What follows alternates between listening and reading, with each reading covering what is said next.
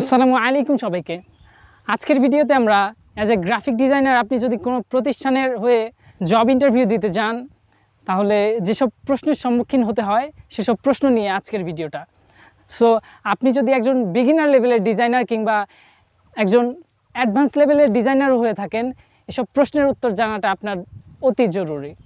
So without wasting any time, let's get into the main video. Recently আমি programming হিরোর visual designer হিসেবে interview face করেছি এবং কিছু প্রশ্নের যথাযথ উত্তর দেওয়া আমার পক্ষে সম্ভব হয়নি। আমি এরপর এসব বিষয় নিয়ে একটু ঘাটাঘাটি করে এগুলোর উত্তরগুলো বের করেছি এবং আমার মনে হয় আপনারও এসব উত্তর জানা অতি জরুরি যদি আপনি একজন গ্রাফিক ডিজাইনার হয়ে থাকেন।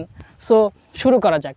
প্রথমত ইন্টারভিউতে আপনার কাছে কয়েকটা ডিজাইন ট্রেন্ড জানতে চাইতে পারে, যেমন মিক্সড মিডিয়া ডিজাইন অথবা সিম্পল টাইপোগ্রাফি দিয়ে যেসব ডিজাইন করা হয় এগুলো কিন্তু কিছু ডিজাইন ট্রেন্ড যেগুলো অনেক বেশি পপুলার নাওয়াডেজ।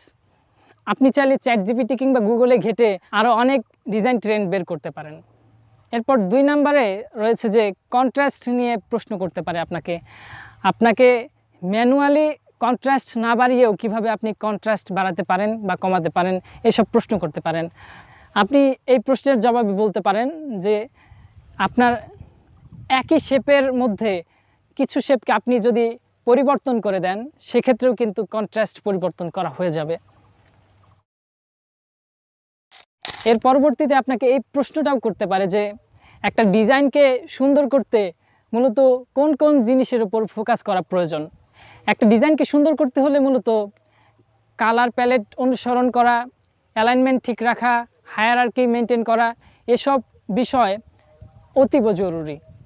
আপনি চাইলে এসব বিষয় নিয়ে বিস্তারিত জানতে পারেন বিভিন্ন ওয়েবসাইটে গিয়ে, অথবা আপনি চাইলে চ্যাটজিপিটিও ব্যবহার করতে পারেন। সো এটাই ছিল আমাদের আজকের ভিডিওটা ভালো লাগলে অবশ্যই লাইক অ্যান্ড সাবস্ক্রাইব করবেন। এরপর কী নিয়ে ভিডিও চান সেটা কমেন্টে জানাবেন। সো দেখা হচ্ছে নতুন কোনো ভিডিওতে। টিল দেন, আসসালামু আলাইকুম ওয়া রাহমাতুল্লাহ।